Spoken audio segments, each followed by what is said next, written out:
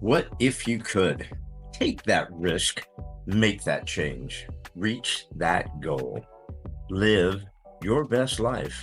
Welcome to another episode of the What If You Could podcast, where we get together with amazing experts and everyday people who share challenges, encourage healing, and explore the possibilities that life has to offer. I'm your host, Gary Scott, and I'm excited that you're along for the ride.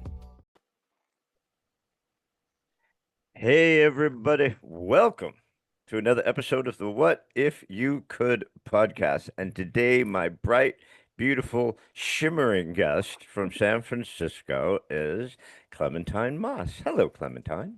Hello, thanks so much for having me on here. I'm really excited about our conversation. Yeah, we're gonna have so much fun. Now, do we go by Clem? You can call me Clementine? Clem. Sure. Time? Okay, cool. Yep, I don't yep. know. Clem is great. I'm Yeah. I'm a nickname guy. I don't think I've called any of my friends by their name in 40 years. Yeah, I No, know. I got names for everybody, but That's all great. right, everybody. So I'm gonna go ahead and fire off Clem's short little bio here, and then we'll get cooking. Cool biz. Guys, we have Clementine Moss is the founder and drummer of Zepparella, with a busy solo career as a singer and songwriter. Her book, From Bonham to Buddha and Back, The Slow Enlightenment of the Hard Rock Drummer, uses her music career as a metaphor for contemplative practice. Clem moved to New York City with a creative writing degree after college, and her writing path gave way to a musical one when she found drumming. In 2016, she began her blog, Bliss and Drumming, and many of those pieces are found in various forms in and were the impetus for her book. Clementine is a spiritual counselor and non denominational minister at the Foundation of the Sacred Stream, using the modalities of deaf hypnosis, align shamanism, energy medicine, sound healing, and metaphoric awakening techniques. Clem has an active healing practice. She is certified in contemplated psychotherapy and conflict resolution, a Vipassana meditator. Maybe we could chat about that for over 30 years. As a mediator, actually, sorry about that. See, I've already completely screwed this up. We'll fix it. Her study and personal practice spans many traditions. Clem lives in San Francisco with music manager and musician Tim Moss and Henry the Pug. Her writing has appeared in Modern Drummer magazine, Memoir magazine, and several other online publications. We can find the amazing Clementine Moss on clemthegreat.com. I love all that. I'm sorry I hacked that one thing, but we'll figure that. So what That's is okay. that? Vipassana, Vespanian? Vipassana. It's a form of meditation. Yeah, and it's actually a um, yeah, it's a form of meditation. Uh-huh. Yeah. I'm just going to meditate on the name till I figure Vipassana. it Yeah, I know. I out. know those Hindu names. Those yeah, those names from Well, India. They can be long. I can't wait to dive into this because music is just a part of this. I mean, there's so many pieces of Clementine. So, but before we get started, like I mentioned, I am contractually obligated to ask. I don't know why I even say that. I do ask one question to get started, and it is the what if you could question. So, Mhm. Clem, have you ever had a what if you could moment or what if you could thought, or is there still a what if I could left out there for Clementine Moss? Well, I really I love that question. I love living as somebody who is always looking for something new and interesting to do. And I love the idea behind that question is not putting limits on yourself, just really being able to look beyond any imposed limitations. And lucky for me, I'm very childish in that way. Like I never got over that idea when I was a kid when my parents said just you could do anything you want. And I kind of bought that hook, line, and sinker and just figured, okay, I can do anything I want. So I'm going to. But I think my big moment actually was when I was thinking about I moved to New York to be a writer in my 20s, and writing wasn't really happening for me. And I was looking around at, what is my life going to be? I really wanted a art form that involved other people. because writing was such a solitary thing. And I had a lot of musicians around me, and I took a drum lesson, and I thought, and I really kind of took to it immediately. And then I just thought, what if I could be a musician? Like, what if that was my career? I could, and this was before, before I was even played an instrument, really. I thought, musician is a pretty good career because you're always playing with other people, and you can travel, because travel is really important. You could travel, you could have a job, and you could like go to different places and do this job, and you could be creative. So that was my big, like, what if I am just a musician? What if I could just be a musician? So I just kind of like stupidly thought that that was a possibility. What was I thinking with the Yeah, drum? I You know. know, it's that's a great one if you could, and it's a great thought. And it's funny because most people think like the guitar or the piano or something is a little more meditative or something. You don't naturally think drums just banging on shit would be the meditative or what's the word I'm looking for? Healing, whatever. Yeah. Therapeutic. That's the word I was looking for, my little Brian. But really, when you hear drums, right? I mean, they could just go right through you. I mean, they could, right? Oh So, gosh, how I did could you pick drumming? What made you pick drumming of all the instruments you could have picked up? yeah, I could talk about the healing aspect of drumming from here to eternity, but first, I got nothing but time. yeah, the reason I picked drums was, I played piano when I was a kid, but I and flute and choir and all that when I was a kid. But then, I think by the time I hit high school, I wasn't playing any instruments. I didn't see myself as a musician. It was something in my past. So, you know, taking drums was kind of a fluke. It was a series of circumstances that brought me to my first drum lesson, and I just had an affinity for it. I always say people give up on music because they think they can't play the instrument that they try to play, but that maybe it's just that we have to keep looking and find our instrument, that there's an instrument that speaks to each person. And we give up before we get there, and which is kind of what had happened to me. And the way that I knew drums was my instrument was, one, it just made sense to me when my teacher was telling me, like, do it like this. I could do it like that, it just made sense. Um, and the second thing was that it was kind of what I wanted to do when I got home from work. The drums were sitting there. It's like, I'm going to sit down and do that. But, for piano, it was always like I enjoyed it, but it was always like, oh God, I got to go practice, right? That was when I knew that drums were had kind of caught me up. Like it was interesting to me. It was really highly interesting. Later on, much later on in my life, I took a shamanic journey class. Now, in shamanism, which is earth-based wisdom that, is our spiritual background, humanity's spiritual background. The drum came out as a way of inducing meditation. All of these light bulbs came on in my head, and I thought, oh, like my connection to drumming is actually even deeper than I thought it was. Um, and I learned that, they trace the drum back, some say 80, but at least 40,000 years.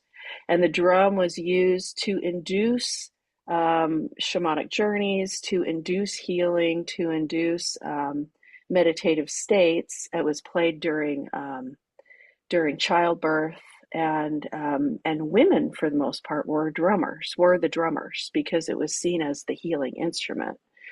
So, and then they find out that the frequency of a frame drum, it mimics the frequency of like the center of the earth, right? Like there's this deep connection to earth through the frame drum. So, yeah, when I said I could talk forever about the healing power of drums, like it's really true. Like there's really something there, and when I'm playing the drums, even though I'm playing rock and roll on stages where people are listening to rock and roll music, to me, the expression of the drums, the vibration of the drums, like I love it when I become the instrument for the drums to be played through. And that's where my meditation practice and my musical career kind of come into alignment, is that I'm finding that place within me where I clear out Clementine and I just fall into that kind of eternal center of myself and allow for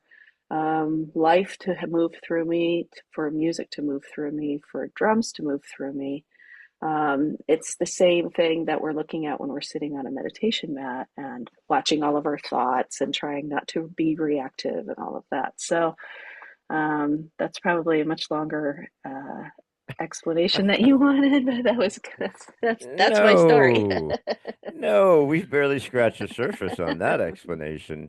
Because like, drums and the heartbeat, sometimes you hear It is a this drum. this like Hmm. drum rhythm and it just kind of it's like a heartbeat, and the energy thing is just so insane with the drums, Yeah. and it doesn't have to be this crazy loud drum, so 8 hour drum solo to get that energy. It's like my friend Susan Dunn does breath work classes, Hmm. and the Hmm. first thing she starts with is this big ass drum, right? And kind of goes Hmm. around us and kind of just gets that where you could feel it. You could feel that vibration, not just the sound, but the vibration, right? So, yeah, drums have also, and it's probably the first instrument, let's face it, before, I mean, they didn't Yeah. come up with strings for, Yeah. the guts of animals for a long time, right? But a drum Yeah. kind of came along pretty We early, kind of 20 billion years ago.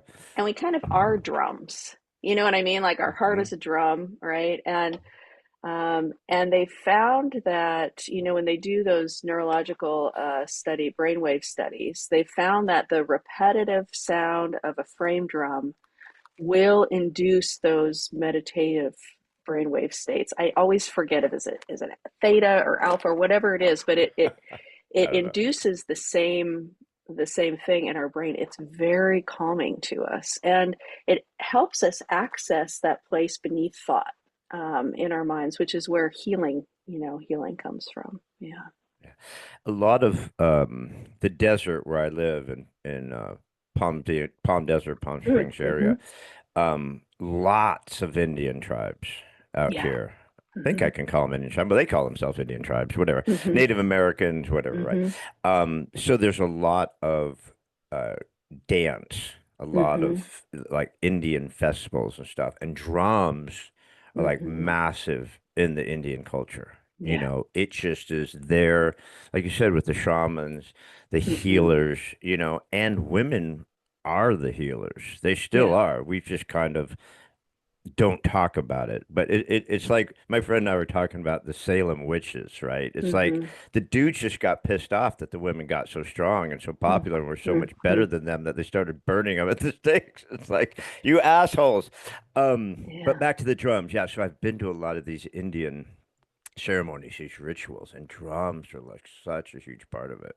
Yeah, I know. It's really it's trance inducing, and when when shamanic traditions, when the shaman is going on the journey to the unseen world, right, to the alternate, to non-ordinary reality, we would say, of nature, to gather power or to gather healing. It's many traditions for tens of thousands of years. It's been the drum that induced that, along with, some have plant medicine, some do, rituals that where they're put under, duress in order to get those states. But the drum is a really consistent aspect. There's a really beautiful book called "When the Drummers Were Women." I think that's it, or "When the Women Were Drummers." No, "When the Drummers Were Women." And it was, I can't remember her name. She passed away young, but she did all of the studies of drumming, the frame drum going back in time. And, some of the first artwork, it has a drum in it. So the drum goes back to the beginning of, human expression, and as a very important instrument. And the drumming, because the women were the healers in many. in many cultures, when Christianity and when those Western, and when Christianity came in, they saw, they really wanted to convert all of those shamanic, you know, people, and bring them into the church. And so they're looking for a way to subvert the power. So one of the first things they did was outlaw women playing music. And for a long time, even in early Catholicism, there was no, women weren't allowed to even sing. And then people were like, no, they're singing already. You can't stop them from singing. Okay, they can sing, but they can't play an instrument, right? No, So, many cultures still don't allow women to sing. right, There are a that's lot right. of places, Yeah, insane. so it's a way of subverting the natural power, which is really a shame because that power is only healing to everybody involved, including, including the men, right? So, yeah. Don't even get me down the religion rabbit hole with suppression. We'll just be there for another 8 hours, but then we'll just Yeah. be blocked from every. We won't be on YouTube or spot. We won't be on anything because they'll just block us from everything because you can't tell the truth or you get blocked. Um, but yeah, and I mean, just going back to the Native Americans again. I mean, when religion washed up on shores to these poor people, and all of a sudden it's like, yeah, no drums, throw your ass in schools, throw your, indoctrination was like mad. And it's like, well, no, we kind of do it like this. We heal like this. We have a family like this. We do things like this. And like, yeah, no, you're not going to do that shit anymore. It's like, it's bizarre how we do that. But I I want think to it's, come back yeah. to I'm sorry, go ahead, go ahead, go ahead. No, no, go ahead. Go ahead. I was Yeah, going to go because we can down go a down that rabbit rabbit hole. hole and Yeah, I yeah, don't know. yeah. I think we'll both be blackballed forever. Um, But the child, I love how you say that, childless. And there's two things that I love that people say is, t make sure your child is good in the restaurant, or I'm going to give him a puppy and an espresso. And I used to say that with drums, right? I'm like, Raj, I tell one of my buddies, I'm going to get your kid a drum set, all right? Because you're pissing me off right now, and I want them to practice every day, right? But but you didn't pick up the drumming until quite a bit past childhood, right? Yeah, yeah, I know. It's funny because it's really so strange to me. I have a sister who's 16 years younger than me, and she has two boys, and they're both drummers. They're both in high school now, and they're both drummers. And the oldest one, Is it he's because their auntie is a famous drummer, or why you did know, they take up that? I don't know. Like, I really don't know. Like, because I don't live with them, right? I mean, of course, I love them. I'm a part of their lives, but not in a regular way. But yeah, it was something happened, um, and yeah, they're really active drummers. And so my sister is very, she sends me videos of the door, behind their studio where they're like going for it. So it's yeah, it's pretty That's wonderful. awesome. I You always guys are felt gonna like, have to jam together one of these oh days, my right? gosh, I You can't guys are gonna. wait till the day when I can bring them up and record something with them. Like, I'm very excited about that. Yeah, That'll be awesome. That'll be I awesome. know. So much of what, I was reading about you when I went down the Clementine Moss rabbit hole, about the different modalities that you do, a lot of them really are, I don't want to say childlike, Mm, but I do think you have to kind of go back into yourself as children, maybe, to kind of let some of these things in. hmm Am I making any sense or am I babbling? But you know what I mean? I've found that the people who are the lightest hmm and the most playful seem to be able to be more accepting of these types of modalities. Yeah, I can definitely see that. I um I feel like, as a child, when I look at myself, when I visit myself in my mind as a, 3-year-old or 4-year-old, I see what happy, like, kind of intrinsically happy person I was. And then junior high school, I got incredibly dark. And then for many years had to deal with a really negative voice coming in, that was in constant attack. Whenever anything would go wrong in my life, it was just this barrage of attack in my mind. And the first time I went to a 10-day silent meditation retreat, which was around the time that I started playing drums, right around in my late 20s, like these big things happened. I went to that silent retreat, I started playing drums. And in the retreat, after 3 days of not communicating anything, what happens is your internal voice becomes, rather than a bunch of thoughts flying around, it becomes this one megaphone kind of speaking in your ear, right? Every thought is very clear. And everything was a judgment of myself, everything was an attack. And when I heard that, that was when I really went down the path of trying to figure myself out and trying every, therapy and different modality to figure out what the heck is that? Like, why is that? I didn't have like, I had a loving family. I had, positive things in my life. All of these, I was so benefited in this life. I have such privilege in my life. And why then still, what is that? Whose voice is that? Was a big question for a number of years. Like, who's even saying that? Where did those thoughts come from? Um, and I learned from meditation, it's not about changing the thought. The thought's going to come in almost like it's on like a stuck record, it just keeps looping.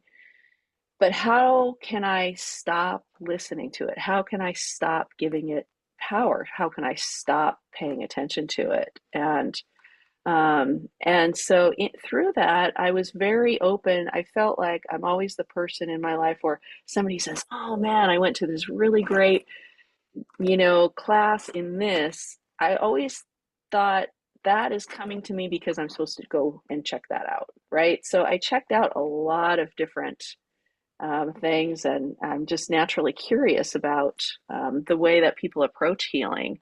And it was in service to trying to figure myself out. And I think every artist has an element of that as I've gone on in my life, and I've really recognized like I have this great impulse for self-expression through writing or through music.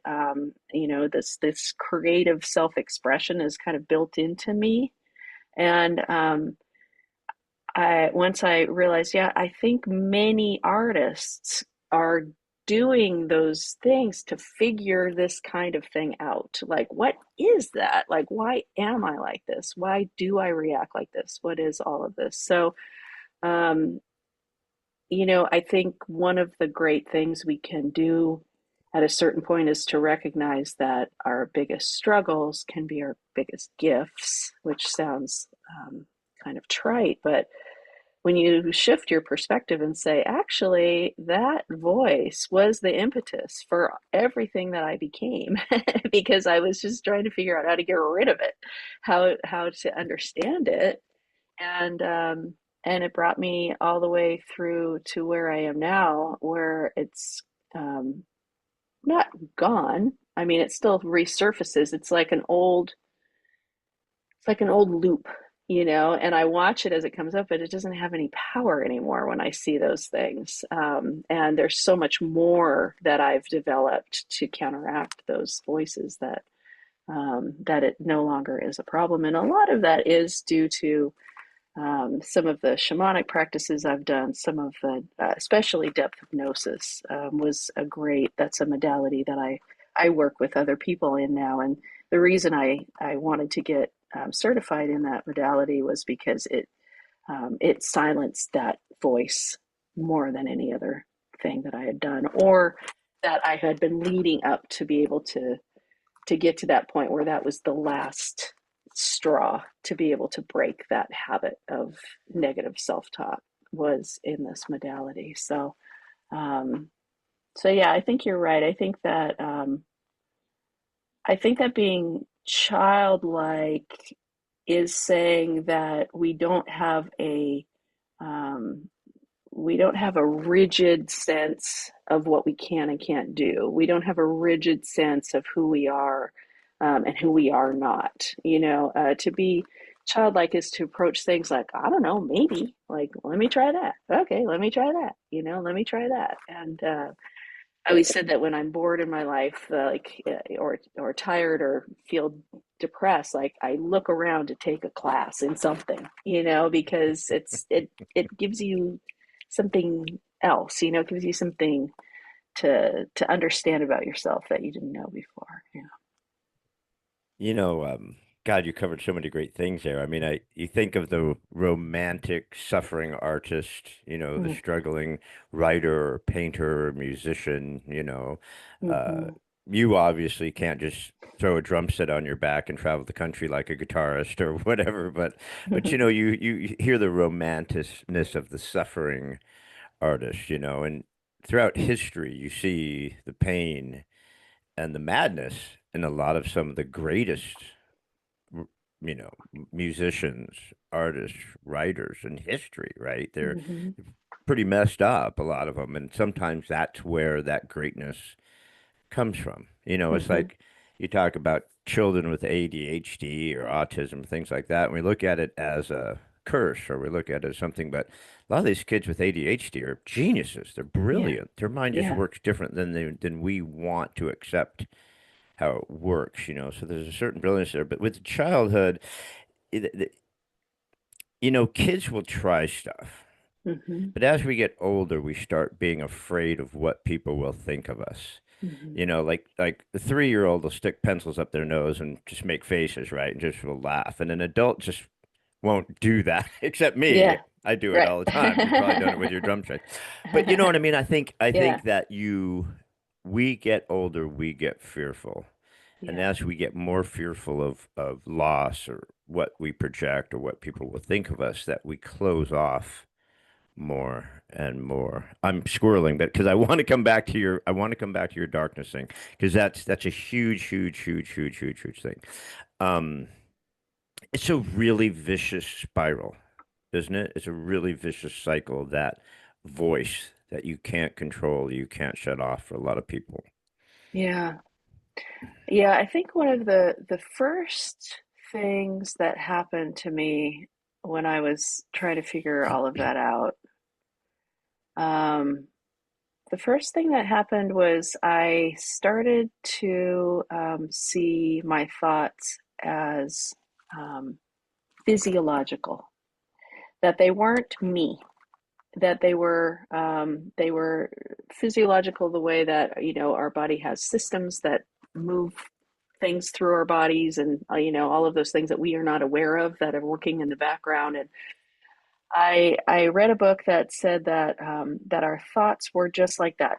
They were bubbling up from our DNA and our experience from our amygdala or wherever they're coming from, and they're just passing through, right? And that they're not us. They're just patterns. They're patterns that have been ingrained in, like in the shamanic world, we would say could even be past life stuff. But in other ways, I saw it as maybe it's cellular memory. Maybe these memories or this pattern isn't even mine. Maybe these are my ancestors' memories.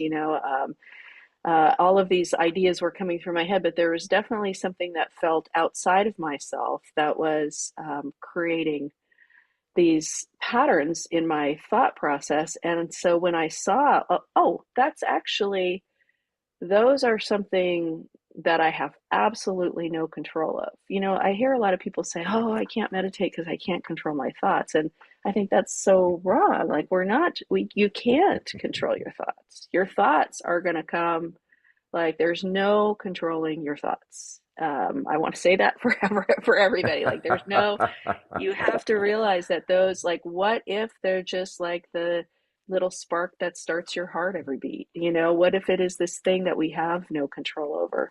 Well, then I started thinking, okay, well, then who's listening? Who's listening to the thoughts, right? And that thought is the big thought, because then you're really discovering not only this external, um, the thoughts floating up on the surface, but what's underneath, what's swimming around at the bottom here. and what is it that's looking up and seeing those thoughts. And um, and that is meditation, right? And Vipassana meditation, which was that thing that we were talking about before, that kind of meditation is called How do you say it now? I keep saying it wrong. yeah, Is the it's V silent? Is that no, it's a Vipassana. Vipassana, right? ah okay. Yeah, yeah. All right. That's There you how go. I say it. I mean, I'm American, so who I knows, missed the how A. an The Indian A person is would in the say. wrong spot. That's why I missed. Okay. Sorry, I missed the A. It's my That's fault. okay. Well, Vipassana is insight meditation, right? So insight meditation means that we're giving our front attention, that attention that watches our thoughts or feels our sensations. We're giving that part of our brain something to look at. And when we're focused on that thing that we're looking at, it could be your breath, it could be sensations on the body. When you're focused on just bringing your mind back, keep bringing it back to observing that, what happens is you realize there's that front attention of your brain that is looking at your thoughts and looking at your breath and feeling your sensations. And the more that you train that to be more and more focused, what happens is background attention, that background attention, that part of yourself that's watching your thoughts, watching you go through that practice, that begins to open up wide. And in that place, that background attention is that still, healed, silent, eternal part of yourself that is always okay, that is always present, that is always there. And we know that it's there. When you think about say you remember a time you were in an accident maybe, and you had to, get from one place to the other, and you were freaked out and this startling thing has happened. When you look back at it, you can see there was a part of yourself who was watching you get out of the car, walk over from place to place, get to safety, talk to the thing, even though your whole being was either in shock or freaked out or crying or upset, all of that, there was still that quiet part of yourself that was getting you from point A to point B. The more that you do that kind of any kind of meditation like that, the more that background attention starts to really open up, and you begin to recognize the peace that is already within you, the healed part of yourself that is already within you, the part of myself that knows that all of those thoughts that are telling me that I'm no good are completely wrong, that actually in the center of myself is this layer of peace and love. And when I started to really come into contact with that, I started to feel so bad for myself. Like, wow, Clem has been walking around with this voice telling her this thing, and yet here is this thing that 3-year-old play. When I look back at myself as a 3, this is her, right? And I felt so compassionate for myself for the first time after years of attack, and started to open to compassion for myself.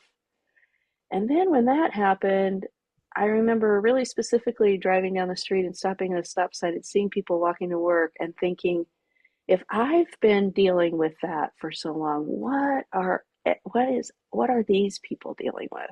Like, I was looking into people's faces, and this well of compassion just kind of broke open for me for everyone I was seeing, because I knew that I have loving parents, loving family, great schools, like, middle class, enough to eat my whole life, good education, all the benefits of a human. And so many people don't have those things, and how much other people might have so much more of this junk that I had been dealing with in their head. And when I think about, oh yeah, I've been a meditator for all these years, and the only goal of spiritual practice, the only goal of any spirituality or any contemplative practice, is to open ourselves to that compassion for the other, that empathy for the other. I mean, I think that's kind of that Christ consciousness thing that is at the base of the best of spirituality, is seeing the other as, the Buddha would say, you see the other as your mother, right? As your brother, as, and that that we're so connected in that way, that because we have the same, like we're the same that way. So opening to that compassion, that empathy. I mean, really, when I look out into the world, like I just think, gosh, our problems seem very, very simple to me. It's a simple I fix. think our problems seem very, very manipulated to me, but that's just my thought. We're creating problems where they don't exist because of whatever issues we're having. Um, as far as, like you said, who's listening? I mean, we seem to just create things just to create things. We're creating anger, we're creating hate, we're creating things just to Well, hurt each yeah, other for some reason. But you said you're something. I want right. to read something that you said that I love, and Hmm. it's most of my songs are about love, both for others and the divine. Where do we find light when so much feels dark? And it's only in love that we find freedom, even when holding it, that the truth isn't easy. Um, I was like, oh shit, that's really good. Aw, thanks. I just think that's beautiful. Most of my songs are about love, both of others and the divine. Where do we find light when so much feels dark? And that's kind of what you've gone through with your self-discovery, your self-expression. I just keep coming back to that line. I mean, who's listening, and why? Why are we listening to that voice? Why are we listening to those negative things about ourselves? I used to tell people I was the most amazing manifester. I had such a great life Mm, and raised my boys amazing, just everything was wonderful. And I manifested such great things. And then I lost my first wife to cancer 10 years ago, mm, and everything went to poop. And I thought, well, I've lost my ability to manifest. And that's mhm, why I'm just not like creating all this great stuff anymore. And then it hit me just now talking to you after 10 years of thinking about this. So thank you, mhm. Clementine. It hit me that I'm still an amazing manifester, but I just chose to manifest painful things because of the loss of my wife. The grief of losing her and the guilt, although it was cancer, I didn't do it, but I chose now to put pain upon myself instead of all the wonderful things that we had shared over 28 years. And Mm, so we still have the control and the power over our minds. We just have to stop listening to the bad one, I guess. I don't mm. know. I don't know Oh, what rabbit hole yeah. I'm just going down, but you know what I mean? Well, It's like, why do we yeah, listen to it? I love that. Who is it? Why are we listening to the bad ones? yeah, yeah, Gary, I'm really sorry about your wife. Me That too. sounds, yeah, that sounds really painful. I think, with all respect, like, I think that's a dangerous, a road to go down, to think that you've manifested pain. I think that's a danger for people to think that, okay, well, my power is that I create my life, and that I manifest the things in my life, and that feels very powerful. And then when things go wrong, I've put this on myself, right? And I would turn it around a little bit for you, and rather than you think about, you've manifested all of this great stuff in your life, right? You've had a power. You've been able to see, you've been able to, your vision has been able to see all of the abundance in your life, and you've been able to forward it, right? And now you're seeing the pain in your life, and you're recognizing the pain, but you're still manifesting this new ability to, all of the things that you're doing now have that depth of wisdom that you've gained from the pain. It's kind of like at the beginning when I was saying, if you can see, if we can change our perspective to see the difficult things as lessons, that actually are meant to bring us even further into the open heartedness, even further into the abundance of life, recognizing the light in life. I think that feels better to me than you saying that you've manifested this pain for yourself. I think maybe what you've done is is that in life there are things that we have no control over, abundance and pain, right? Those things come to us, and we decide how we want to proceed with those things. Some people have a lot of abundance and they never see it. They can't even recognize how abundant they are, right? You are able to see it and appreciate it and be in gratitude and cultivate it, right? And now that there's pain in your life, what are you doing? You're doing this podcast to bring people into deeper realizations about the world around you, around the world around them. You're turning that pain into something that's creating light in the world. So you still are recognizing the abundance here. And now you're walking through the hallway of pain in order to see it. And in that way, it becomes so much deeper. So, yeah, I think maybe that's what I would say about your journey here. Well, thank you for helping me turn that around. Yeah. That's The other that's a thing, that's a lighter, easier way to approach it. And like I always tell people, go easy on yourself. Be yeah, kinder to yourself. Why are you so hard on yourself? I tell my boys all the time because they're achievers, they want they hmm, want to achieve things. And I always tell them, easy. It's yeah, easier to pull a piece of rope than push a piece of rope. It's easier. And sometimes you just have to get into that flow and it'll come. It'll yeah, come to you. Sometimes pushing too hard is not the answer to a lot of things that we want. It just that's right. doesn't work that way. That the universe sometimes timing is a big thing, right? I mean, you've probably experienced that so many times in your life that timing and things that were fortuitous to you is like, oh shit, like discovering the drums, right? And things like that. Before I scroll too far, I did have one quick question that I just wrote. What were you wanting to write? When you said I became a writer and I got this, what did you think you wanted to write that you ended up? Now you just write music and beautiful lyrics and things like that, but what did you think you were going to? Because I love writers, I love authors, I Mm-hmm, love books, mm-hmm, obviously. mm-hmm. What were you feeling? Like, I'm going to write this stuff. When I was when I was young, I was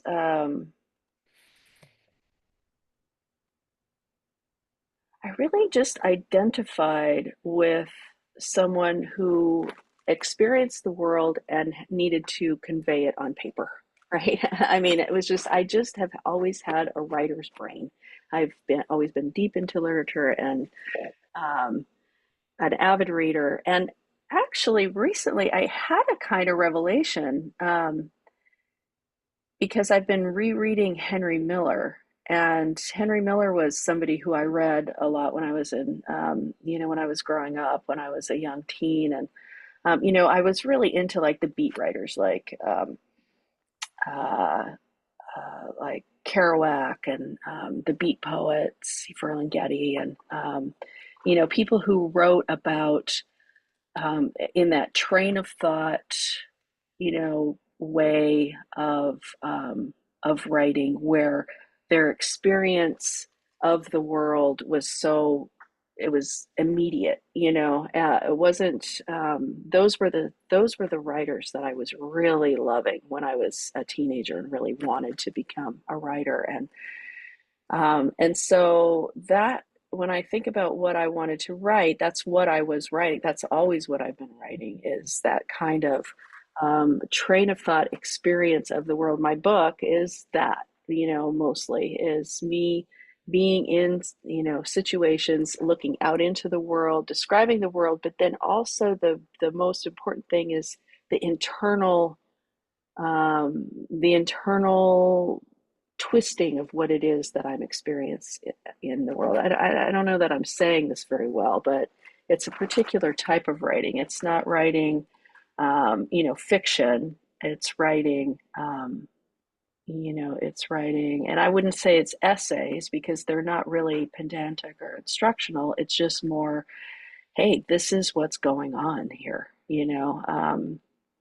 And I like writing journalistically, but I think I admired Hemingway, taking those journalistic aspects and bringing it into his train of thought sort of storytelling. And those were the writers I loved, who did that. So that was what I was looking to do. And I didn't have a sense that of what I was supposed to do. Meanwhile, I didn't, I never thought, oh, I'm going to study to do this other kind of job so that I could actually make money. I never wanted a job. Like I never wanted a permanent job. I worked in restaurants. I worked as temps. I was like, I never Yeah, want job anything. is a four-letter word, right? There's no Yeah. J-O-B. I don't, I'm not I a just, I job. never wanted anything that was going to take over where I felt like, because I saw people give up their artistic thing because they got into making money, and I it wasn't important. I didn't want that.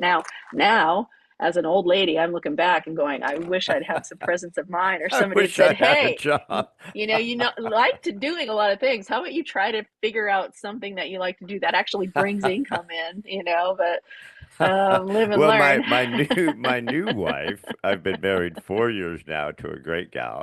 I've remarried. Oh, I great. got a Uh-huh. great wife, and our plan was, um, she'd retire, and she's now a scuba instructor, and we are going to travel the world scuba diving, and I was just going to Hmm, be her tank monkey and help fun. her with her instruction, right? So she worked for the county for 28 years, did all the right things, and now she's retired with a great pension, and now she's traveling around the world scuba diving, and I'm staying at home because I can't go because I have a job that doesn't make me any money. So I'm Oh, like, well, that didn't work out like I had planned, right? But whole that's a whole nother crash and burn story.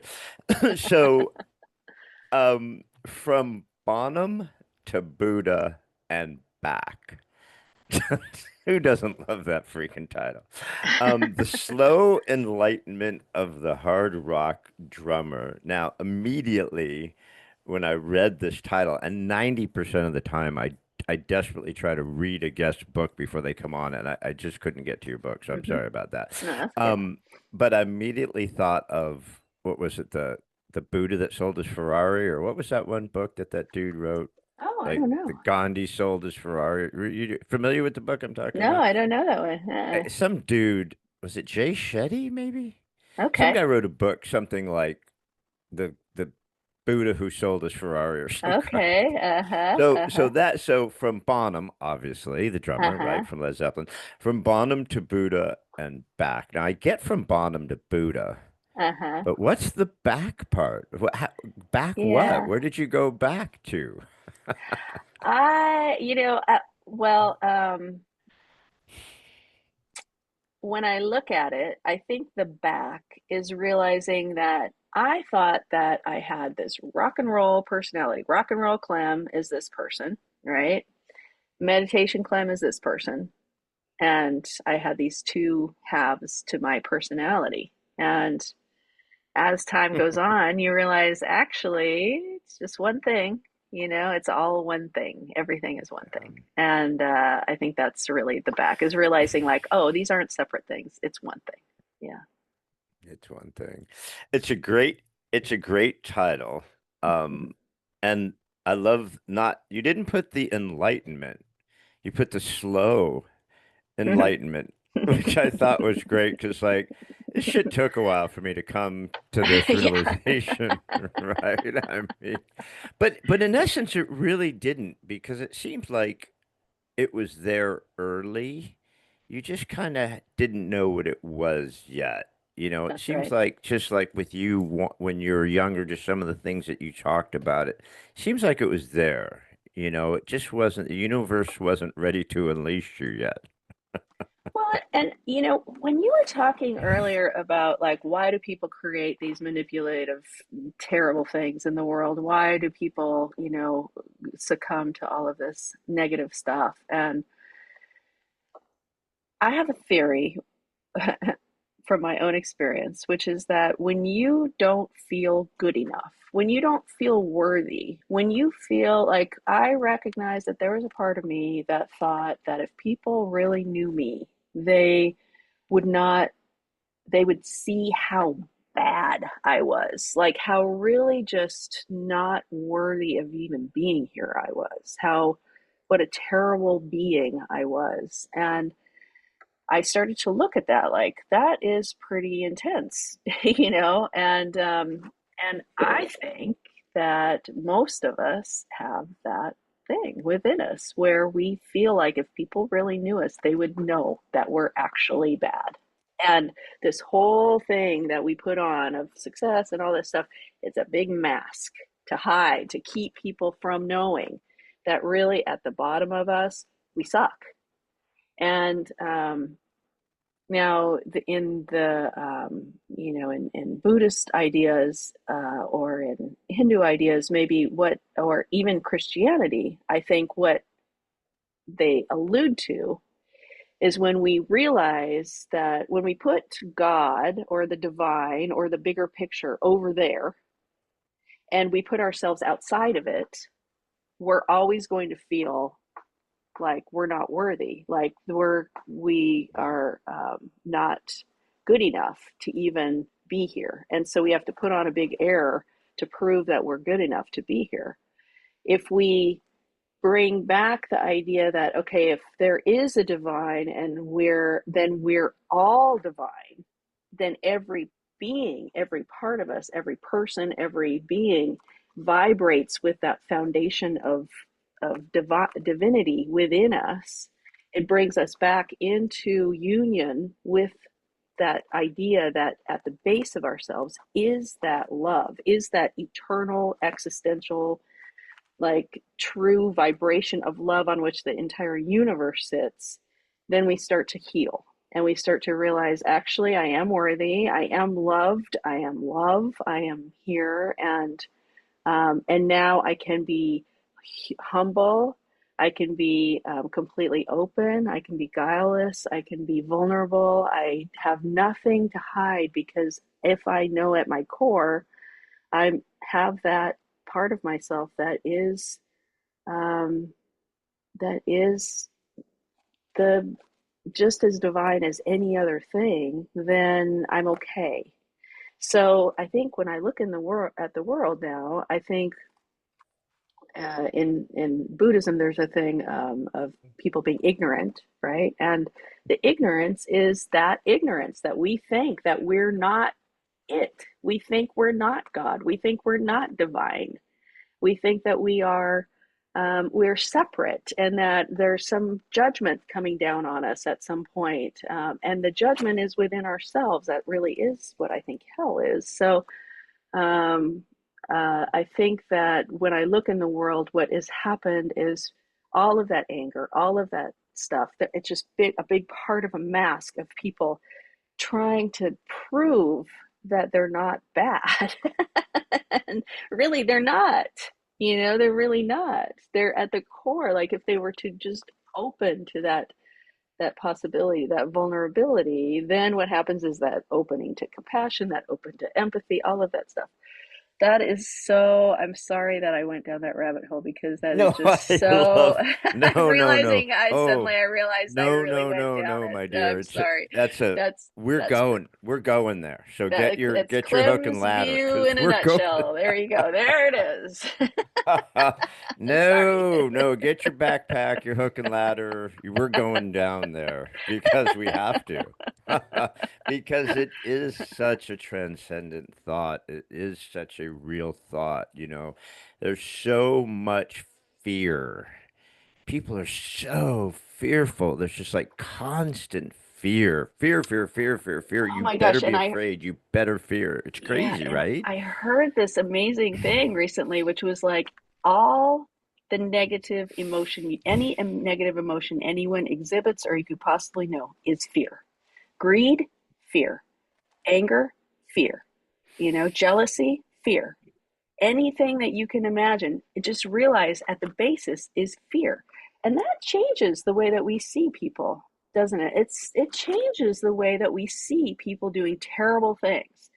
And there's a real practice that I don't know that I'm good at, but I try my hardest is to see people doing terrible things as be, the acts being evil and the person being in fear and being in ignorance and still divine.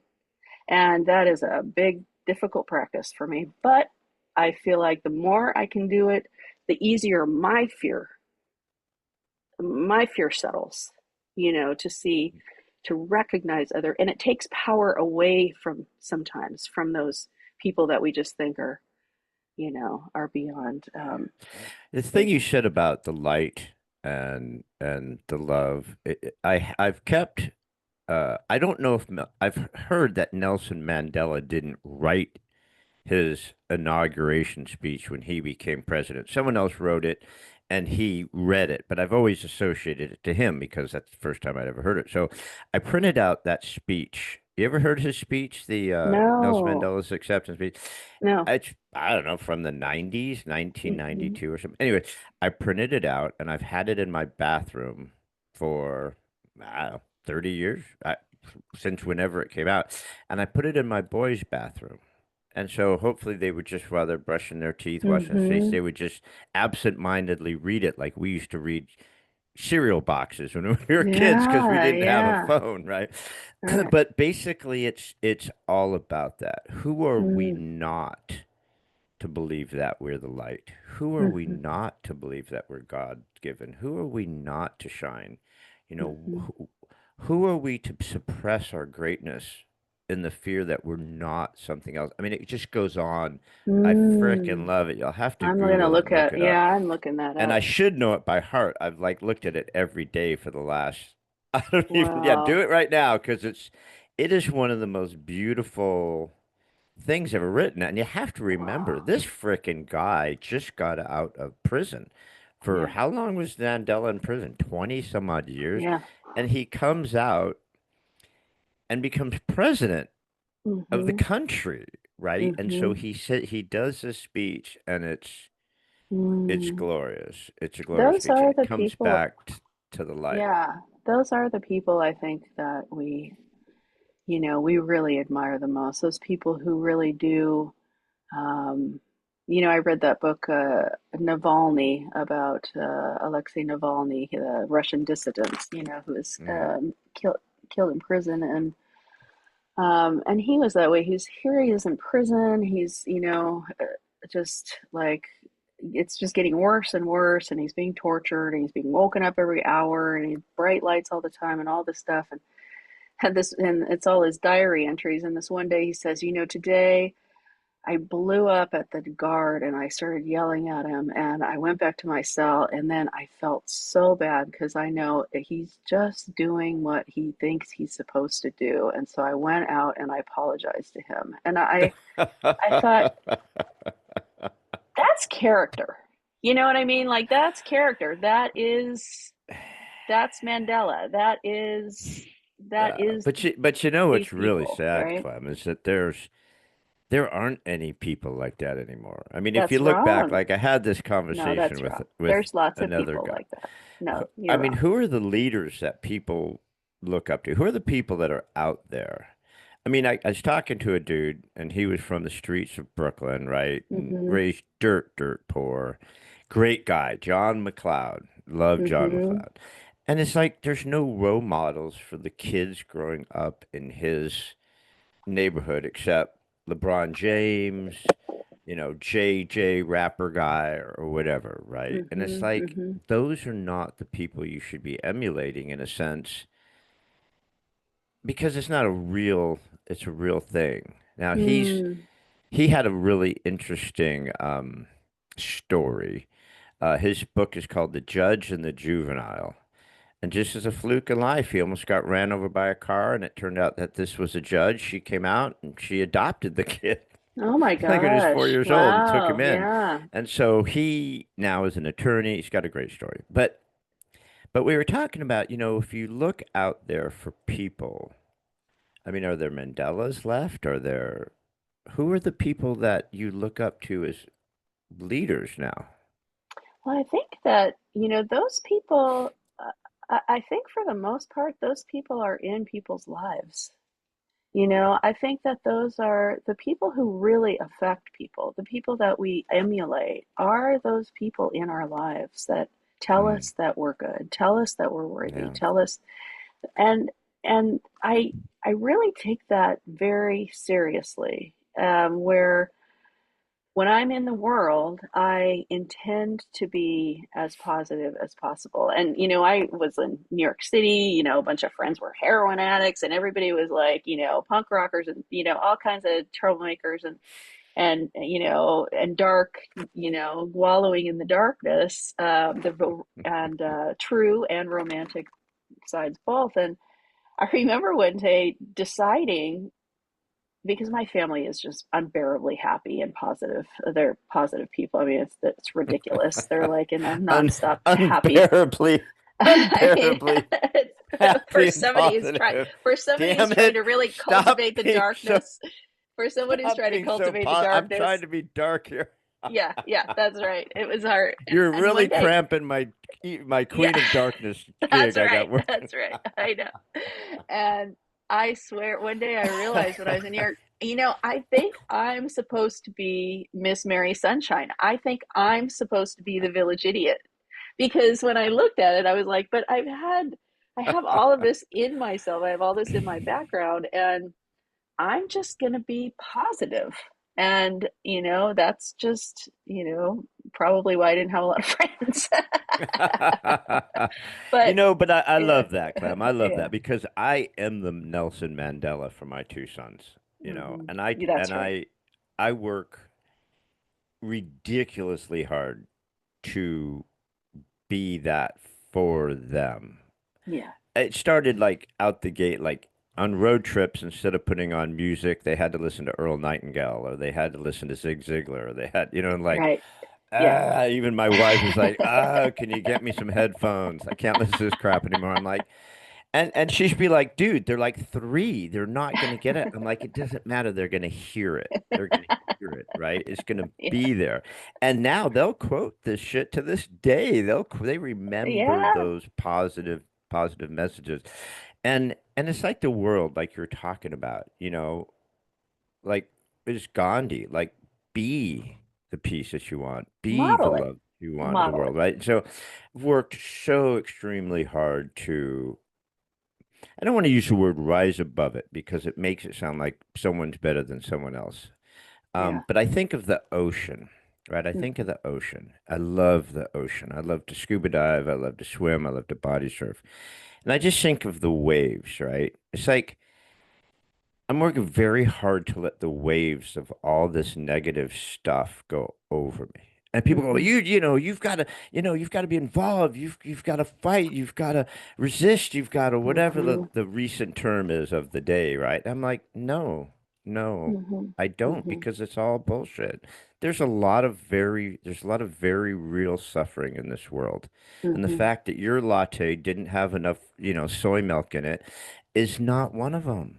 I'm just Hmm. sorry. It's Hmm. not, right? And so, if you look at people who can take a bigger view of the world and not such a Hmm. narrow view of what's happening in just their world, Hmm. you'll have a little bit more peaceful existence, in my humble Hmm. opinion.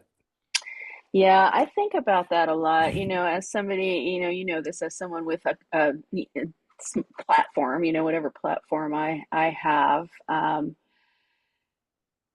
have very strong opinions about the way that the world is working right now, and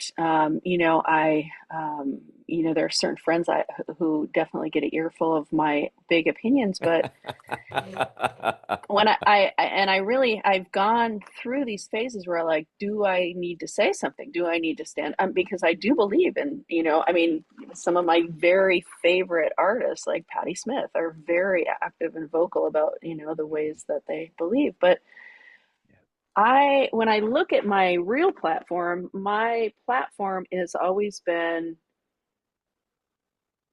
the beautiful thing about music is that people come and everybody in the crowd is those sound waves are moving through each body, and we're being connected by this molecular and auditory uniting force. And it doesn't matter who you voted for or what you think about anybody. In those moments, we're one thing. And that feeling of my hitting the drum and those sound waves communicating what I'm intending, going into the room and uniting this audience. I mean, it is just the most beautiful thing. And to me, that recognition of our similarities, recognition of our oneness together here, that is my platform. And if I turn people off because I'm talking about the specifics of the day, then I'm negating what I'm about, which is, I feel like I can talk to give me anybody in a room, I can sit down with them, and I swear 99% of the time we will come out friends. We will come out, maybe we won't agree about certain specifics, but we will have a good conversation. I will see that, I will hear them, if they're open to it, I'm in.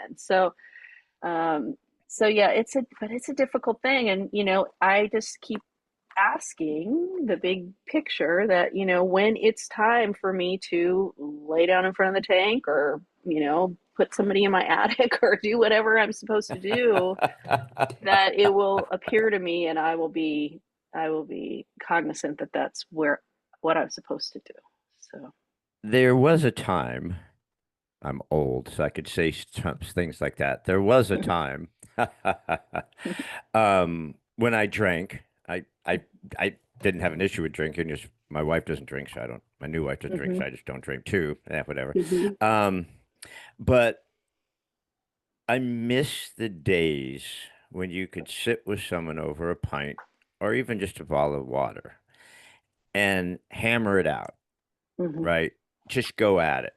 mm-hmm. And when you're done, you hug and kiss and go, dude, that was awesome. I love you. Same time next week, Yeah. right?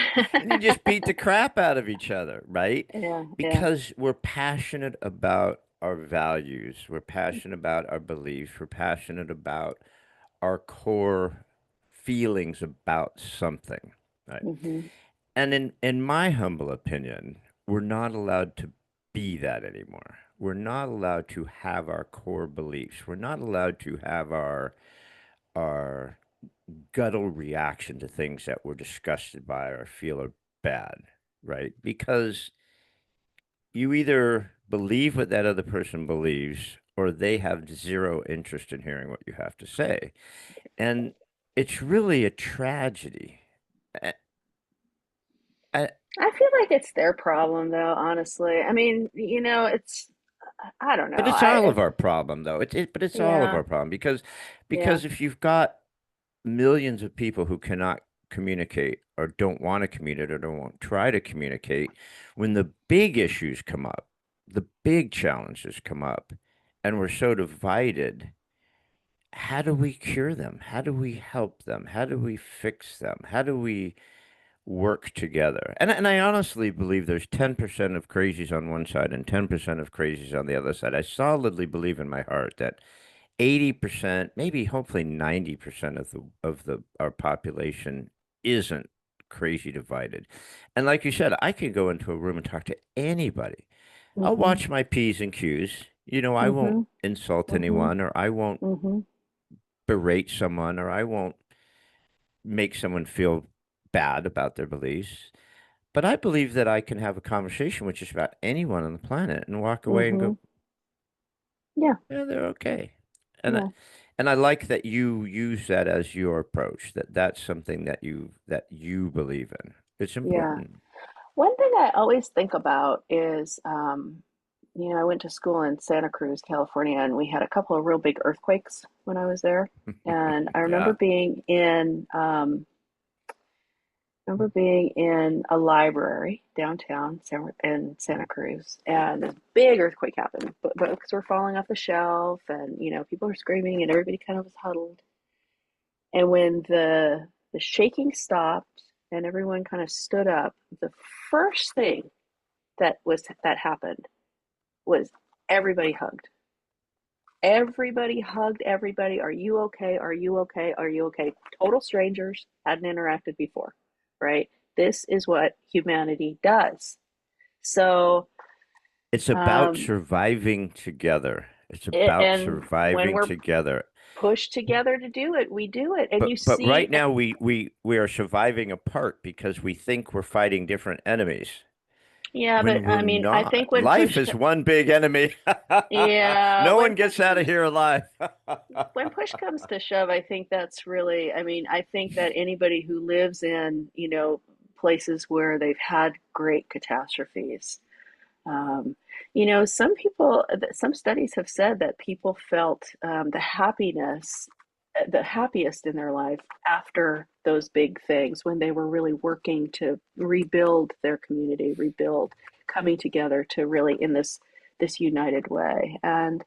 Um, and so I think maybe the hope for us is sometimes, in my dark, old Clem way, I think, well, maybe we're just, excuse me, maybe we're just cruising for a bruising, and there's going to be some big thing that's going to happen that's going to have to bring us together. But and truly, I look into the world, and I think that is definitely a possibility. But I think it happens in the small ways in our communities, and really recognizing the pain that people are feeling and stepping in to help them. So um, that's what I look for. When I drive, I drive through the Tenderloin in San Francisco every day. That's where, the worst of the homeless problem is and the drug addiction and I see people who are living on the streets and who are obviously mentally ill and it's very sad. But I also see like all of these ladies who go out there and direct traffic to make sure that people are in the streets are okay. I see people handing out food. I see the long line for the church that gives out the food. My husband and I will go down and work at the food bank in that street and give people out. And you see that people are really just, oh my gosh, the kindest people. This woman that I was working next to last time when we were down at the food bank, she said that, she was like, yeah, after I do this, and it was obvious her teeth were a mess. She didn't, obviously she wasn't a wealthy woman in any way. And she said, yeah, after this, I always go home and I'm making up this big pot of, I can't remember what it was. It's my favorite stuff. And I go into the alleyways here because I know there's a lot of kids around here and they're just not eating right. And so I bring them, that's what she does. She doesn't have a lot, right? Those are the people that I see working there. Those are the people who are on the street talking to the people, trying to alleviate this, even though the system has failed, right? Mm. The individuals are there and they're working. And that's the hope that we see. It's like the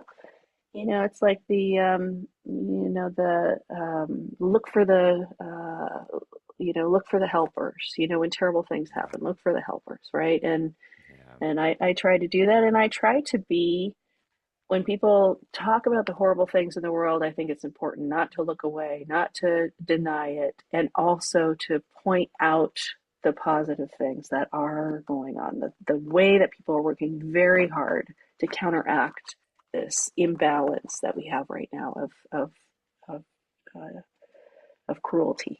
Yeah. Yeah.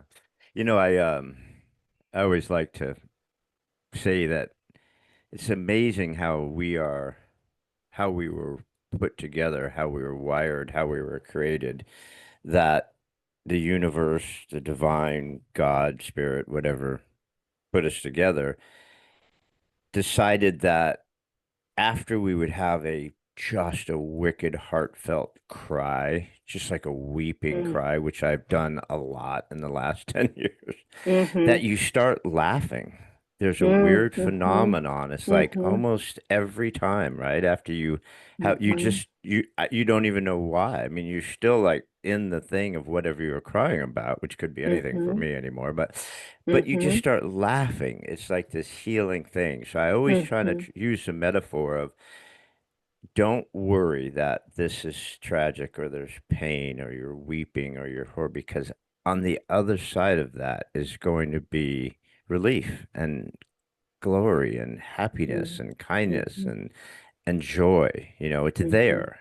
We Mm-hmm. just have to get through this moment of weeping. And just what you're touching on, I've just gone down this crazy rabbit hole. I'm obsessed with this one Facebook page, and every day this guy goes into Philadelphia, into the streets in Philadelphia, and these people, these drug addicts and these homeless people, and he's trying to hand out waters and sandwiches and stuff like that. And I think to myself, we were just in Philadelphia and we went Mm-hmm. through all the amazing historical sites. We didn't see any of this, of course. Mm-hmm. But I thought, God, there's so much freaking money in this country, in this world. Why are there people in our country living on the streets, going through what they're going through? It's insanity. It's the most horrific, inhumane thing you can imagine, right? To let your fellow people just suffer. It's Mm-hmm. bizarre to me. Mm. Yeah, I know. It's we think about things in a way that's not very productive, I would say. Yeah. And people have no idea how, I think, I mean, I think they have an idea, but I think they push this away, this knowledge away, because we're so ingrained with that. You just pull yourself up by your bootstraps and, make it happen.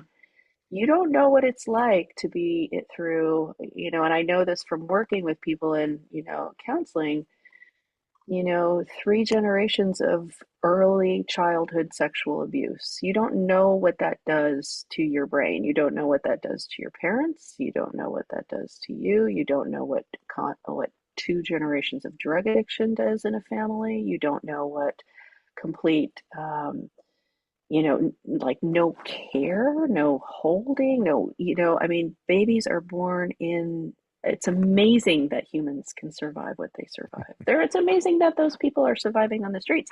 Sometimes I think if I don't drink enough water in the day, like I have a headache, I feel crap. I'm like, where are they getting water?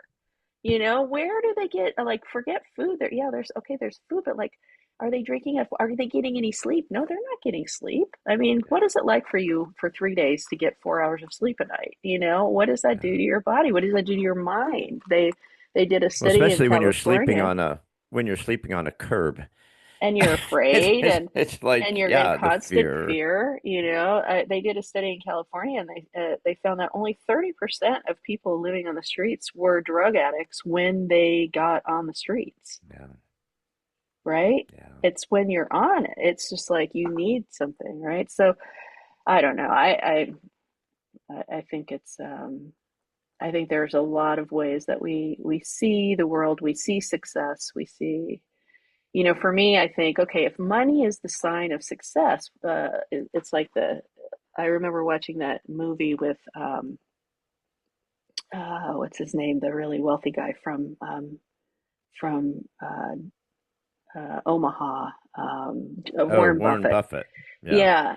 And how he said, it was really for him, it wasn't about money, it was about the game. He was really good at the game. And money was just the standard, right? That Hmm. you played by. And this light bulb went in my head, and I thought, what if the standard was changed? What if success wasn't Right, money?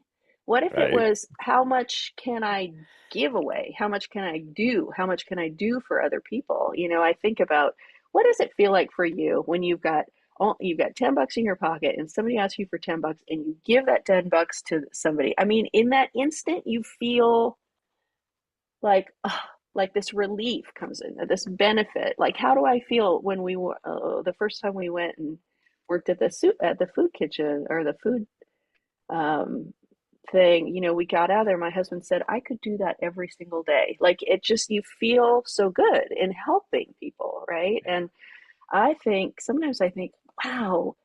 Okay, so there are people in the world who have $40 billion, and it's been proven that $20 billion would solve homelessness in America. And so you're going to sacrifice that feeling of ending homeless. Like, how good would you feel? Like, just in a selfish way, how good would you feel about yourself to do that? And I you're wish it was that sacrificing simple, my that. friend. I but know. I wish it was that simple. I mean, we just blew through $27 billion in California and it didn't make a scratch. It's like the homelessness got worse. It's like, what did you do with the 27 billion? It's like there's so much money. It's never a money issue. It's Hmm. always an Hmm. idea issue. It's an It's a always way that we see it. desire issue, right? It's you need better ideas and you need the people who are willing to step up to do the ideas. And they're discerning. It's easy to drive by it. You know, you live in Beverly Hills and you drive by, some of this Hmm. stuff and it's like it's just easy. But I digress. You've been too gracious with your time. And I would be slaughtered if I didn't bring up Zepparella. Oh. I would absolutely be slaughtered by, dude, you didn't even ask her about the band. Well, because you're so fascinated. There's so much more to uh, you than just Thanks. Zepparella. But It's fun talking. I just so okay. I'm a diehard Led Zeppelin fan, right? Not as Hmm. crazy as a lot of people, but I am because I grew up when I was in high school. It was Zeppelin, right? Zeppelin, maybe Aerosmith, Hmm. but the Beatles were already kind of Hmm. so. But there are a lot of amazing bands, and we have a cabin up in Big Bear, California, and Mm. every summer they do music in the mountains. And Hmm. the music in the mountains, you guys are going to have to come do one of these days. They Okay. bring up like tribute bands. We all know them. The Hmm. Journey, Hmm. Don't Stop Believing, the Hmm. Long Run Hmm. guys. We just had Wanted. I mean, there's so many great tribute bands. And like you said, Hmm. there's nothing. I don't care what happens with AI. There is nothing like live music. There is Yeah. nothing like a group of people standing up. I just got Yeah. goosebumps now. I mean, Yeah. you just bunch of people standing up in the pit, just vibrating right to the Yeah. same. You've got all these people vibrating right to the same. Yeah. It'll never be replaced. It's just impossible. You can't like hit a recording and this out of speakers comes this crap. It's just not possible. So.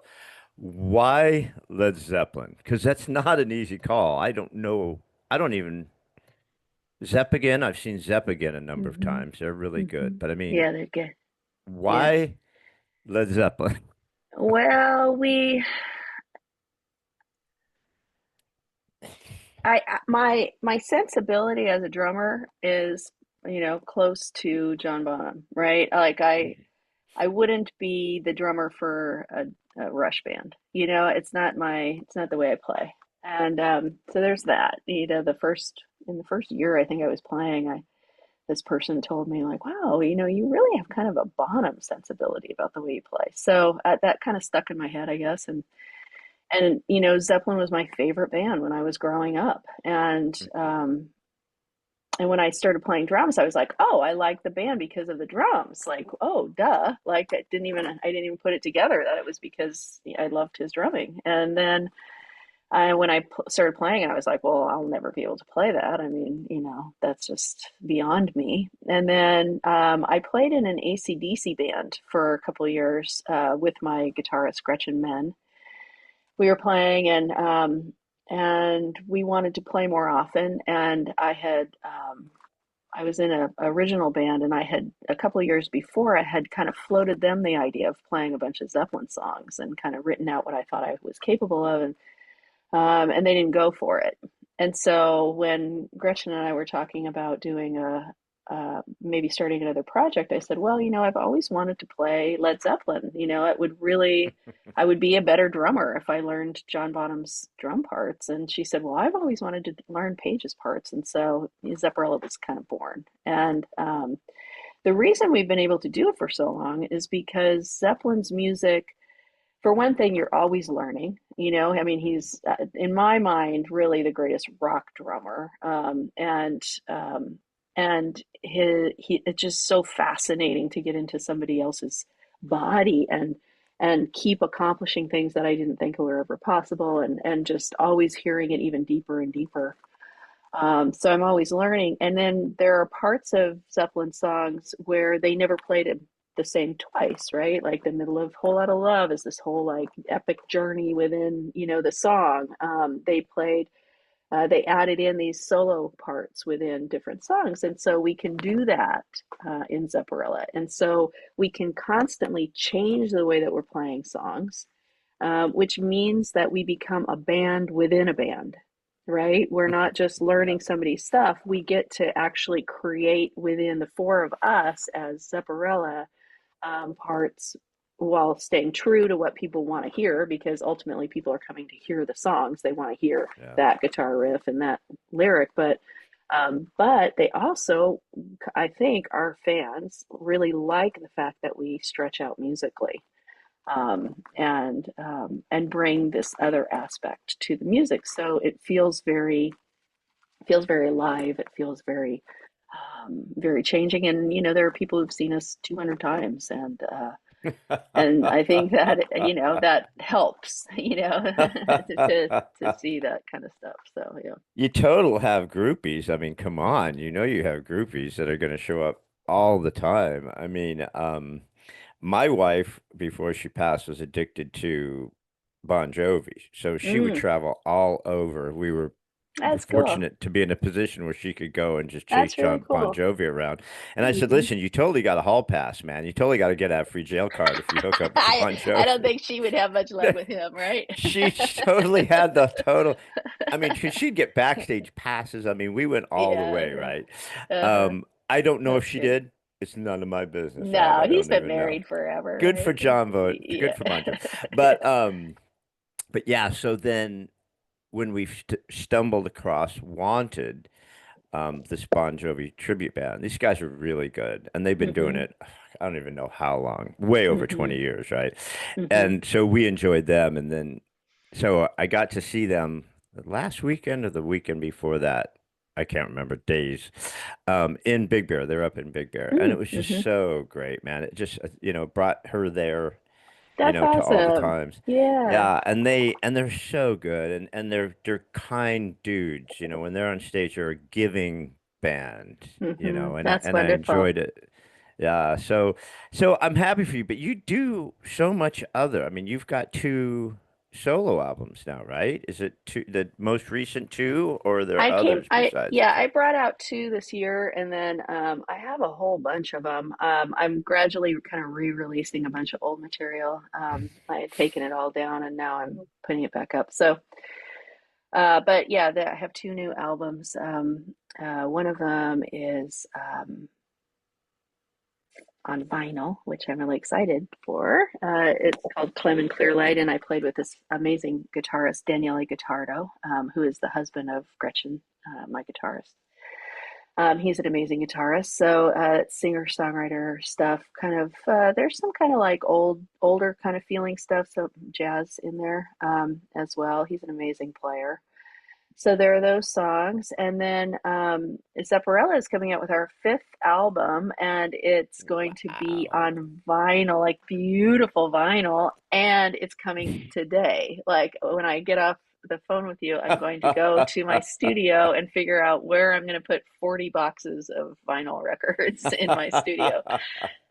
So I'm very excited about that. So we have a bunch of videos coming out for Zepparella as well to support that record. And you guys are big time on tour right now too, right? Yeah, we always play. We're always playing. We tend to do two weekends a month, 3-day weekends a month, sometimes more, sometimes less.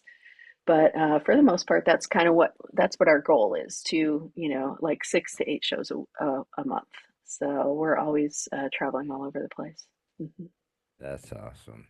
Well, you've Yeah. been so gracious. I'm sorry I went way late. We were supposed to do an hour. We're at an hour and a half already, and It's I'm been so fun, so Gary. sorry. But I'm really, really happy with our conversation. It was well, really you and fun. I could have gone down some great rabbit holes. I mean, I love where your I head know. is, and we might not agree on 100% of a bunch of stuff, but it doesn't matter. I think we both see it from up here instead of down Yeah, here, that's right. regardless of if there's Yeah. a couple things, and I think we could have gone there. But so everybody just have the amazing Clementine Moss. There are so many layers to this young lady. She is definitely a red onion. No, I think white onions have more layers than red onions. I don't know. But there's so many layers to Clementine Moss. We have From Bonham to Buddha and Back, The Slow Enlightenment of the Hard Rock Drummer, which is her book. How long's the book been out? It's been out for, I think, a year and a half, maybe, and It it's was on new, Amazon. so it's a new book. Yeah, it's on Amazon and on Audible too. I read it, so you can hear me Oh, reading you were it the in your voice. ear. Yeah. I'm always disappointed when I talk to an author and they go, "Yeah, I just did my Audible book." I go, "Did you read it?" And they go, "No, I had someone read it." I'm like, "Why? You should have read it." I'm glad Well, that I you did understand that. why they don't because it took me forever. Oh my God, I did it twice because the first time I didn't like it and then I did it again. I mean, it was a big deal, but yeah, I did it, so I'm happy. I've tried Audible and I've tried Kindle, right? And I Uh-huh. signed up for Audible and all of a sudden I've got like 15 credits because I don't Yeah. have 21 hours anywhere to listen to a book. And I like to hold a book. I love to Some read people and are, hold a book, right? yeah, some people are different. I love listening to books. I love reading books, but I also love listening. I love like driving in the car listening. I love walking, going for walks listening. Yeah, so I love And it's so listening. bizarre because I had never listened to a podcast until Hmm. 2 years ago when I started mine. I go, maybe I should listen to what they are because my son is obsessed. He literally doesn't listen or watch anything but podcasts. He's obsessed with it. And so he goes, Dad, you got to listen to this person and that person. And so I could listen to a 2 hour podcast. I don't know why I can't listen to a 2 hour book. Maybe I'll give it another try. But my daughter-in-law, my stepdaughter, whatever, my new wife's daughter, Hmm. whatever that makes her, Hmm. she drives a lot for work. And so I said, I've got all these Audible books, all these Yeah. credits. Just hack my account because I can't remember my password and get all Uh-huh. these. So she listened to them. But in Oh, any that's case, great. so good. I'm gonna definitely pick up the books. I've got to read the books. I love you, so I'm gonna love the book. So we've Thank you. got the book. We have the two albums here. I've got Clem and Clearlight, written with guitar virtuoso. Is it Hmm. Danielle Gutardo? Daniela Guitardo? Guitardo. Yes, this is the Oh, there it beautiful is. Awesome. cover. Oh, Yes, isn't it yeah. That gorgeous? is an awesome cover. I Oh, know my shit. friend That is is an awesome. amazing painter and he let me use this. I know. Isn't that amazing? I mean, just Dude, it's it's just so awesome. I know. So this is the beautiful, yeah, the beautiful books. Oh, The that is beautiful ones. Yeah. So, beautiful. so that The one's vinyl. available now. Yeah, on vinyl. Vinyl's the You can only way to tell go. vinyl is important, so and not in my Vinyl's the life. way to. So So, but the other one now, is a jazz and blues infused albums available. No, that one's on vinyl, but this one is more audio. It's Nothing Will Keep Us Apart. It's a 7 song pop and folk album, which beautifully showcases your songwriting and vocal talents. So that one's just kind of like an online or whatever hmm. type Hmm. now. Yeah, You're my gonna have YouTube. to put Yeah, my, that on vinyl too, because that vinyl is yeah. epic.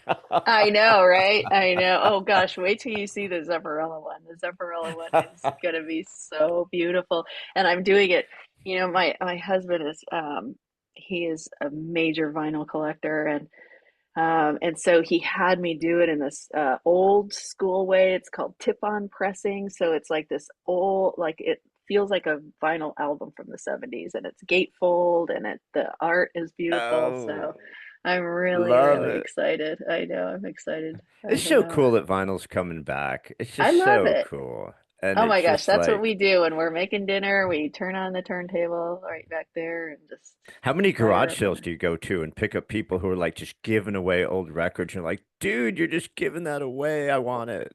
Yeah, I know. My I husband love it. has there are like three great record stores in San Francisco that, when he's home, we definitely do that on the weekend. He goes and gets more records than we need, but it's fun.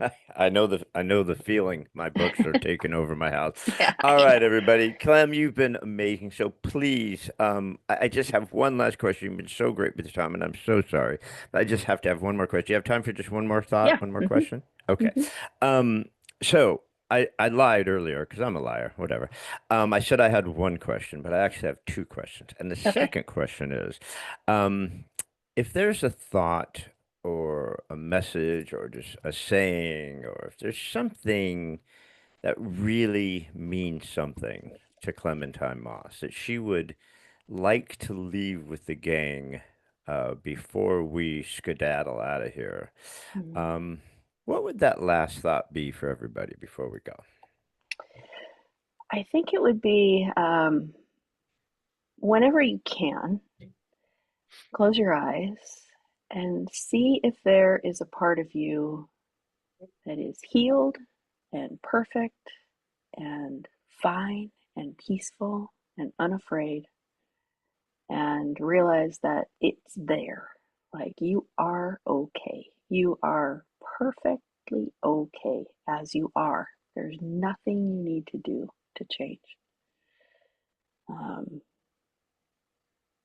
yeah, there's a Kurt Vonnegut quote that I have up on my wall that says, "We're here to fart around. Don't let anybody tell you any different."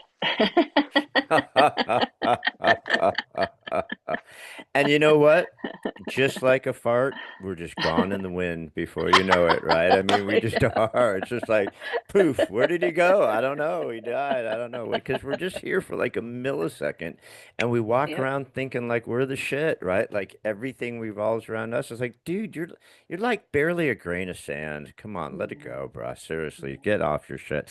But Clem, you've been amazing. So where can everybody find Clementine Moss and what's coming up real quick? Just you got a blurb for us because I know you got to get to your albums. Just everything I do is at clemthegreat.com. You can find my counseling, you can find my book, you can find my music, you can find Zepparella there. Everything's there. Clem the Great. All right, everybody, because she is great. You've just had a ton of fun with Clementine Moss of Zepparella and everything else that we just talked about. Please go to clemthegreat.com. Look in her shit. I'm definitely going to track you guys and find you, even if I have to fly up to the Bay Area to do it and listen to you guys. So, Clementine Moss, you were so wonderful. I'm so grateful for your time. This has been a lot of fun. Thank you so much. Thank you for everything, Gary. Thank you. See you guys. Appreciate it. Thanks again for joining us on another episode of What If You Could podcast. Please subscribe, like, share, and give us any feedback. We'd love to hear it. And remember, if you can dream it, you can do it. See you next time.